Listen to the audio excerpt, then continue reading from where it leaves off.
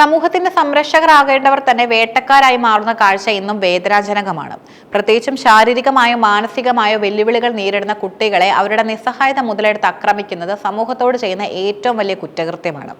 തിരുവനന്തപുരത്ത് ഓട്ടിസം ബാധിതനായ 10 വയസ്സുകാരനെ പീഡിപ്പിച്ച കേസിൽ പ്രതിയായ സന്തോഷ് കുമാറിന് കോടതി വിധിച്ച 161 വർഷത്തെ കഠിന തടവ് ഇത്തരക്കാർക്കുള്ള ശക്തമായ താക്കീതാണ്. തിരുവനന്തപുരം അതിവേഗ പ്രത്യേക കോടതി ജഡ്ജി അഞ്ജു മീര ബിർള പുറപ്പെടുവിച്ച ഈ വിധി നിയമവ്യവസ്ഥയിൽ സാധാരണക്കാരനുള്ള വിശ്വാസം കൂടുതൽ ശക്തമാക്കുന്ന ഒന്നാണ്. കണ്ണൂർ സ്വദേശിയായ ഒരു 10 വയസ്സുകാരൻ തന്റെ പരിമിതികളെ മറികടക്കാനുള്ള പോരാട്ടത്തിലായിരുന്നു. ഓട്ടിസം ബാധിതനായ ആ കുട്ടിക്ക് വിദഗ്ധമായ സ്പീച്ച് തെറാപ്പിയും മറ്റ് ചികിത്സകളും നൽകുന്നതിനായാണ് മാതാപിതാക്കൾ കണ്ണൂരിൽ നിന്നും തിരുവനന്തപുരത്തേക്ക് താമസം മാറിയത്. തിരുവനന്തപുരത്തെ ഒരു പ്രമുഖ സ്കൂളിൽ 3-ാം ക്ലാസ് വിദ്യാർത്ഥിയായിരുന്നു ആ ബാലൻ. ചികിത്സകളുടെ ഫലമായി കുട്ടിയിൽ വലിയ മാറ്റങ്ങൾ കണ്ടു തുടങ്ങിയിരുന്നു. സംസാരിക്കാൻ പ്രയാസം ഉണ്ടായിരുന്നെങ്കിലും തന്റെ ചുറ്റുപാടുകളെ മനസ്സിലാക്കാനും അവയോട് പ്രതികരിക്കാനും കുട്ടി പഠിച്ചു വരികയായിരുന്നു. ഈ കുട്ടി പഠിച്ച സ്കൂളിലെ അധ്യാപകനായിരുന്നു സന്തോഷ് കുമാർ. കുട്ടികളുടെ സുരക്ഷ ഉറപ്പാക്കേണ്ട ആ അധ്യാപകൻ കുട്ടിയുടെ ശാരീരികവും മാനസികവുമായ അവസ്ഥയെ ഒരു മറയാക്കി മാറ്റുകയായിരുന്നു. 2019 ജൂലൈ മാസത്തിലാണ് ഈ കേസിന് ആസ്പദമായ സംഭവം നടക്കുന്നത്. സ്കൂളിലെ ബാത്റൂമിൽ വെച്ചാണ് പ്രതി കുട്ടിയെ പലതവണ ലൈംഗികമായി പീഡിപ്പിച്ചത്. കുട്ടിക്ക് ഇഷ്ടമില്ലാത്ത കാര്യങ്ങൾ സംഭവിക്കുമ്പോൾ അവൻ കരയുകയോ ബഹളം വെക്കുകയോ ചെയ്യാറുണ്ടായിരുന്നു. എന്നാൽ ഓരോ തവണയും കുട്ടി പ്രതിരോധിക്കാൻ ശ്രമിക്കുമ്പോൾ സന്തോഷ് കുമാർ അതീവ ക്രൂരമായാണ് പെരുമാറിയത്. കുട്ടിയുടെ തല പിടിച്ച് ഭിത്തിയിൽ ഇടിക്കുക, ബഹളം വെച്ചാൽ തന്റെ അമ്മയെ കൊല്ലുമെന്ന് ഭീഷണിപ്പെടുത്തുക എന്നിവയായിരുന്നു ഇയാളുടെ രീതി. സംസാരിക്കാൻ ബുദ്ധിമുട്ടുള്ള കുട്ടിക്ക് താൻ അനുഭവിക്കുന്ന വേദന മറ്റുള്ളവരോട് പറയാൻ കഴിയില്ലെന്ന ആത്മവിശ്വാസമാണ് പ്രതിയെ ഇത്രത്തോളം ക്രൂരനാക്കിയത്. മിഠായും ബിസ്ക്കറ്റും നൽകി കുട്ടിയെ പ്രലോഭിപ്പിച്ചാണ് ഇയാൾ നിരന്തരം ആക്രമിച്ചിരുന്നത്. ഓട്ടിസം ബാധിതരായ കുട്ടികളിൽ ചിലർക്ക് തങ്ങൾ കാണുന്നതോ അനുഭവിക്കുന്നതോ ആയ കാര്യങ്ങൾ വരയ്ക്കാനോ അല്ലെങ്കിൽ ലളിതമായ വാക്കുകളിൽ എഴുതി വെക്കാനോ ശീലമുണ്ടാകാറുണ്ട്. ഈ കുട്ടിക്കും ആ ശീലമുണ്ടായിരുന്നു. ചികിത്സയുടെ ഭാഗമായി ഡോക്ടർമാർ നിർദ്ദേശിച്ചതായിരുന്നു ഇത്. തന്റെ വേദനകൾ ആരോടും പറയാൻ കഴിയാതിരുന്ന ആ കുട്ടി തനിക്ക് നേരിട്ട അനുഭവങ്ങൾ തന്റെ ബുക്കിൽ വരച്ചു വെച്ചിരുന്നു. ചികിത്സയിൽ വലിയ മാറ്റം കണ്ടിരുന്ന കുട്ടി പെട്ടെന്ന് അക്രമസക്തമാകുന്നത് അമ്മ ശ്രദ്ധിച്ചു.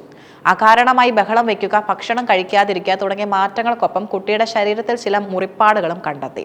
സംശയം തോന്നിയ അമ്മ കൂടുതൽ അന്വേഷിച്ചെങ്കിലും സംസാരിക്കാൻ ബുദ്ധിമുട്ടുള്ളതിനാൽ കുട്ടിക്ക് ഒന്നും വെളിപ്പെടുത്താനായില്ല.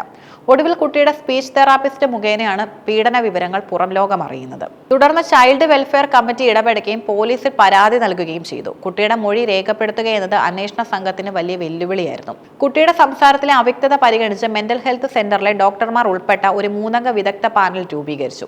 ഈ പാനലിന്റെ സാന്നിധ്യത്തിലാണ് പോലീസ് ശാസ്ത്രീയമായി കുട്ടികളുടെ മൊഴി രേഖപ്പെടുത്തിയത്. തിരുവനന്തപുരം അതിവേഗ പ്രത്യേക കോടതിയിൽ നടന്ന വിചാരണയിൽ പ്രോസിക്യൂഷൻ വളരെ ശക്തമായ തെളിവുകളാണ് ഹാജരാക്കിയത്. Special public prosecutor advocate RS Vijay Mohan കുട്ടിയുടെ ഡയറി കുറിപ്പുകളും ഡോക്ടർമാരുടെ മൊഴികളും കൃത്യമായി കോടതിയിൽ അവതരിപ്പിച്ചു. ഭിന്നശേഷിക്കാരനായ ഒരു കുട്ടിയോട് അധ്യാപകൻ ചെയ്ത ക്രൂരത നീതീകരിക്കാനാവാത്തതാണെന്ന് കോടതി നിരീക്ഷിച്ചു. ശിക്ഷാവിധിയിലെ പ്രധാന ഭാഗങ്ങൾ ഇവയാണ്. വിവിധ വകുപ്പുകളിലായി പ്രതിക്ക് 161 വർഷം കഠിന തടവാണ് കോടതി വിധിച്ചത്. ഇതൊരു അസാധാരണ ശിക്ഷാവിധിയായി കണക്കാക്കപ്പെടുന്നു. എങ്കിലും ശിക്ഷകൾ ഒരുമിച്ച് അനുഭവിക്കേണ്ടതിനാൽ പ്രതി 20 വർഷം തടവ് അനുഭവിച്ചാൽ മതിയാകും. 87,000 രൂപ പിഴയും കോടതി വിധിച്ചു. പിഴയൊടുക്കാത്ത പക്ഷം 8.5 വർഷം കൂടി അധികമായി തടവ് അനുഭവിക്കണം. പിഴത്തുകയ്ക്ക് പുറമെ ലീഗൽ സർവീസ് അതോറിറ്റി വഴി കുട്ടിയുടെ ചികിത്സയ്ക്കും പുനരധിവാസത്തിനുമായി പ്രത്യേക നഷ്ടപരിഹാരം നൽകാനും കോടതി ഉത്തരവിട്ടു. ഈ വിധി കേരളത്തിലെ പോക്സോ കേസുകളുടെ ചരിത്രത്തിലെ നാഴികക്കല്ലാണ്. ഭിന്നശേഷിക്കാരായ കുട്ടികൾക്ക് നേരെ നടക്കുന്ന അതിക്രമങ്ങളിൽ നിയമം എത്രത്തോളം കർക്കശമാണെന്ന് ഈ വിധി കാട്ടിത്തരുന്നു. സംരക്ഷണം നൽകേണ്ടവർ തന്നെ വേട്ടക്കാരാകുമ്പോൾ അവർക്ക് മാപ്പില്ലെന്ന ഉറച്ച സന്ദേശമാണ് കോടതി നൽകിയിരിക്കുന്നത്. അന്വേഷണ സംഘത്തിലെ narcotic cell assistant commissioner Sheen Tharayil, Sreekaryam inspector Abhilash David, SIR Biju എന്നിവരുടെ കൃത്യമായ അന്വേഷണവും ഈ വിജയത്തിന് പിന്നിലുണ്ട്. ശാസ്ത്രീയ തെളിവുകൾ ശേഖരിച്ചതും വിദഗ്ധ പാനലിനെ ഉൾപ്പെടുത്തിയതും കേസിനെ ബലപ്പെടുത്തി. 161 വർഷത്തെ ശിക്ഷ എന്നത് കേവലം ഒരു സംഖ്യയല്ല, മറിച്ച് ആ കുട്ടി അനുഭവിച്ച ഓരോ നിമിഷത്തെയും വേദനയ്ക്കുള്ള പ്രായശ്ചിത്തമാണ്. സംസാരിക്കാൻ കഴിയാത്ത കുട്ടിയുടെ നിശബ്ദമായ കരച്ചിൽ കോടതി കേട്ടു എന്നതാണ് ഈ വിധിയുടെ ഏറ്റവും വലിയ നേട്ടം.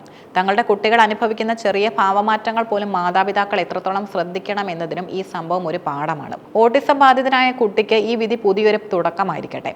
ക്രൂരമായ ഓർമ്മകളെ മറികടന്ന ആ ബാലൻ സാധാരണ ജീവിതത്തിലേക്ക് മടങ്ങി വരുമെന്ന് നമുക്ക് പ്രതീക്ഷിക്കാം.